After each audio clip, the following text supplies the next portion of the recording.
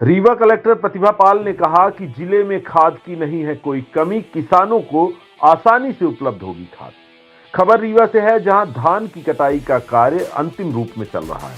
धान कटने के बाद किसान खाली पड़े खेतों में अगले सीजन की फसल उगाने की तैयारी शुरू कर देंगे। नई फसल उगाने से पहले किसानों को खाद की आवश्यकता होती है, लेकिन जरूरत के हिसाब से व समय से उन्हें खाद उपलब्ध नहीं हो पाती है, जिसके कारण फसल बर्बाद हो जाती है।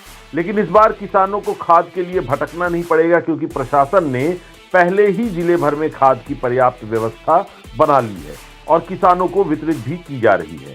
कलेक्टर रीवा प्रतिभा पाल ने बताया कि करीब 80% धान की कटाई का कार्य हो चुका है। नई फसल उगाने के लिए किसानों को खाद की जरूरत पड़ेगी, जिसकी पूरी व्यवस्था कर ली गई है। सभी किसानों को समय पर और पर्याप्त मात्रा में खाद मिले, इसकी भी समीक्षा की गई है।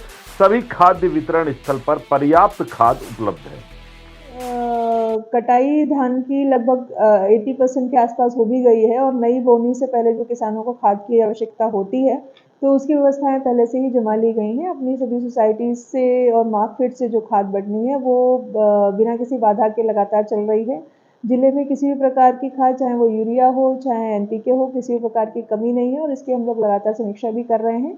जो अब अपने नए, चूंकि खरीफ की फसल के लिए अपने उपार्जन केंद्र भी शुरू हो जाएंगे दिसंबर महीने से और उनमें फसल की आवक भी हो जाएगी, तो आने वाले जो एक आध महीना है उसमें नई फसल की बोनी और उपार्जन दोनों की गतिविधियां कृषि के क्षेत्र में लगातार चलेंगी। तो खाद की ऐसी कोई व्यवस्था की गई है कि कहीं भी किसी प्रकार के कोई दिक्कत का सामना किसी भी कृषक को ना करना पड़े।